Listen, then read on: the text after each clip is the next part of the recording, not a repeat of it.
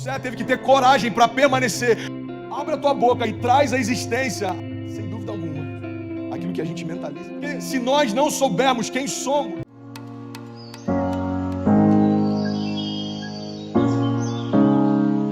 irmão, viver o novo não tem a ver só com sair do velho, mas tem a ver com continuar caminhando enquanto nada acontece. Faz sentido?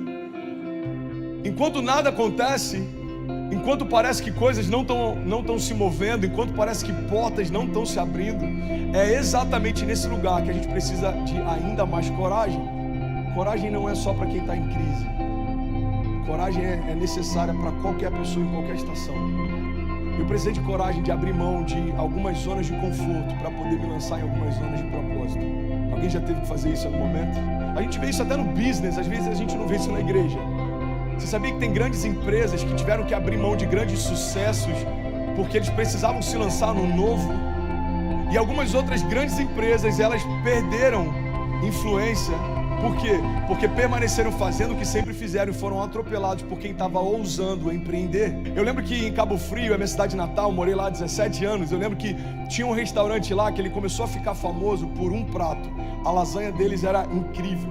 E tinha um chefe, não sei se você sabe, mas é comum, não vou dizer que quase todo chefe, mas é comum que alguns chefes de gastronomia sejam um pouco mais temperamentais, se é que você me entende. Nesse caso, esse cara precisou de coragem, porque começou a ficar famoso o restaurante dele pela lasanha. Então as pessoas chegavam lá, olha, o especial do chefe hoje é tal. Não, beleza, mas me faz uma lasanha, por favor. E aí chegava o próximo casal, e o próximo, e lasanha. Sabe o que aquele cara fez? Ele tirou a lasanha do cardápio. Porque ele falou, eu não quero ficar conhecido por um prato só. E por mais que isso pareça loucura, ele precisou de coragem, porque ele entendia o que carregava e não estava tão preocupado com como o futuro seria. Quem sabe o que carrega não tem dúvidas em relação ao futuro que o aguarda. Você está comigo? Diga amém. Tem a ver com a gente se lançar. E às vezes a gente acha que dar passos em direção ao desconhecido significa que você está dando passos incertos.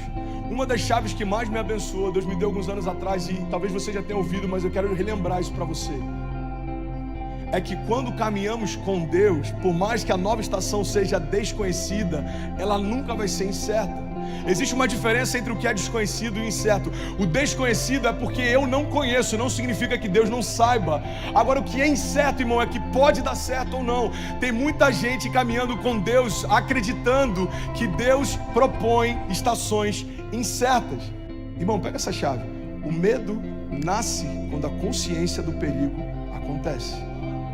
Então, qual que é o contraponto? O milagre nasce quando a consciência do milagre acontece. Porque aquilo que eu tenho uma consciência mais clara está diretamente ligado àquilo que eu vou viver.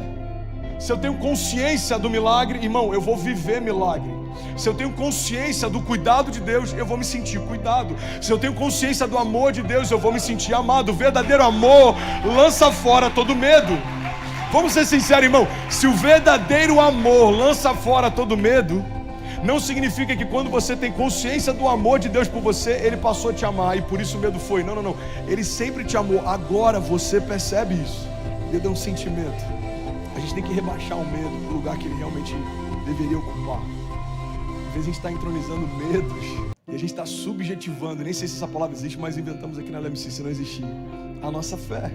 Tem gente que construiu altares para o medo e todo dia de manhã presta um devocional para ele. Eu lembro dessa chave, Deus me deu alguns anos atrás. Não faça das suas crises o seu devocional. Sem dúvida alguma, aquilo que a gente mentaliza e declara está diretamente ligado àquilo que a gente vive. Irmão, a boca, a língua carrega poder de vida e de morte. A gente tem que começar a abrir a nossa boca e liberar vida. Abre a tua boca e traz à existência aquilo que ainda não existe. A fé é tratar as coisas que não são como se já fossem. Olha que incrível isso. A fé é tratar as coisas que não são como se já fossem. Você já parou para pensar a quantidade de energia, de alegria, de ousadia que é sugada de nós quando a gente olha para o problema mais do que para o milagre? Irmão, a função do medo não é encorajar você. A função do medo é paralisar você. Olha para mim. Irmão, quando a nossa identidade está deformada, a gente recua quando deveria avançar. A palavra de Deus diz que as portas do inferno não prevalecerão contra a igreja. Não sei se você já parou para pensar sobre isso, mas portas não são ferramentas de ataque, portas são dispositivos de defesa. A Bíblia não está dizendo que o inferno vai pegar uma porta e vai vir contra a igreja.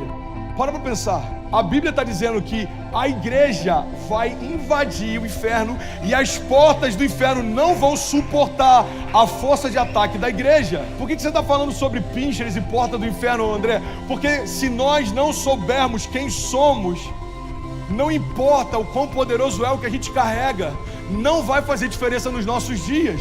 Uma crise pode parar você, uma palavra contrária pode paralisar você, irmão, uma opinião pode estacionar você. Eu conheço pessoas que não conseguem se abrir para novos relacionamentos porque foram feridos nos relacionamentos anteriores. Eu pastoreio e cuido de pessoas que não conseguem fluir no ministério porque foram feridas pelas lideranças anteriores. Irmão, eu vim só para te lembrar que não importa o que fizeram contra você, isso não alterou a identidade que você tem, nem as características que você carrega. Você precisa voltar a rugir.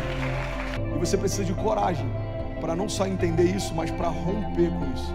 A gente precisa de coragem, irmão, para abrir mão de algumas zonas de conforto e começar a mergulhar no propósito. A gente precisa de coragem para dizer para nós mesmos: eu não estou aqui de brincadeira, eu não estou aqui só para conquistar, eu estou aqui para governar nesse lugar, para estabelecer liderança, eu estou aqui para poder apontar o caminho, eu estou aqui para viver milagres.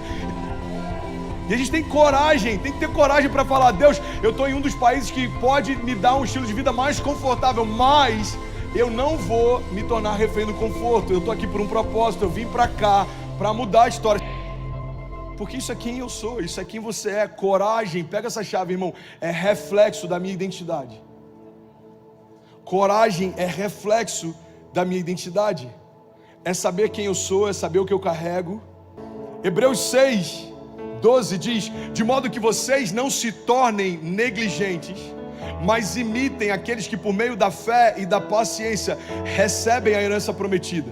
Porque quando Deus fez a sua promessa a Abraão, por não haver ninguém superior por quem jurar, jurou por si mesmo, dizendo: esteja certo de que eu o abençoarei e farei os seus descendentes numerosos. E foi assim que, depois de esperar pacientemente, declara comigo, diga: esperar pacientemente, Abraão alcançou a promessa. Irmão, a gente tem que ter coragem para avançar, mas a gente também tem que ter coragem para permanecer. A gente tem que ter coragem para dar os primeiros passos, mas também tem que ter coragem para dizer: irmão, mesmo que não aconteça esse ano ainda, eu continuo esperando naquele que me prometeu há 10 anos atrás, sabe? A gente olha para José e olha para mim, porque eu estou falando agora com pessoas que carregam sonhos, que carregam vontades, que carregam desígnios, que carregam promessas, mas eu sei que tem momentos em que parece que as coisas não vão acontecer, e a gente começa a diminuir expectativas. Irmão, olha para mim, a gente olha para a história de José, mas a gente não pode esquecer que José teve que ter coragem para permanecer, mesmo quando parecia que Deus havia se esquecido dele. A gente olha para Davi, mas a gente não pode se esquecer que Davi teve que ter coragem para permanecer, mesmo quando aquele que ele mais honrava estava perseguindo ele. Tem muita gente achando que Deus se esqueceu, ou que Deus está em silêncio no momento em que ele mais precisava de uma direção. Mas eu não sei se você lembra, na época da escola, os professores falavam incessantemente por meses, mas no dia da prova o professor ficava em silêncio. O professor falava, aplicava a matéria, ele ensinava, ele falava, e quem tinha dúvidas podia ir na mesa dele, a gente nunca ia, e quem queria fazer reforço podia estudar à tarde, quase ninguém aqui estudava, mas no dia da prova o professor ficava em silêncio absoluto. A grande verdade é que a cada estação Deus está preparando a gente para a próxima, mas na hora da prova o professor permanece em silêncio. Não significa que ele não acredita em você, mas significa que ele está esperando você ser aprovado para viver o próximo nível.